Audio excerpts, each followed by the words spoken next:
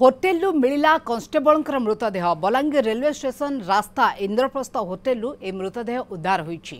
Hotel 212 number room रो bathroom रु हाथ गोड़ बंधा अवस्था मृतदेहटी उद्धार होईछि। मृतक होइछन्ति सोनपुर जिला सियाल बाहाली शंकर भानु बेहेरा। शंकर भानु जने पुलिस कन्स्टेबल।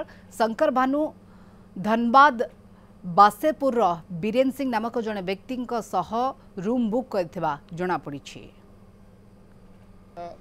होटेल इंद्रप्रस्थ आमर रेलवे स्टेशन रोड मर्डर हो देखुन मोर सांग पूरा प्रॉपर न्याय मिलू ताके तार छुआ पिला गोटे जेहेतु गोटे पुलिस से निजे पुलिस रो कॉन्स्टेबल थिले आर तांगर वाइफ रो माने एलआईसी काम करथिले सेटा सारा मुई किछि कहि नै पारे जेहेतु तांकर मोबाइल डिटेक्शन की काना जदी करबे इंक्वारी उच्च स्तरीय तदंत हेले जाई गरी से जिंस याको जना पड़बा। हॉस्टल रो गोटे युवकर मृतदेह मिली और गोड़ हाथ बंधा बाटा अवस्था मृतदेह हत्या करा जायता आमे भावुँ।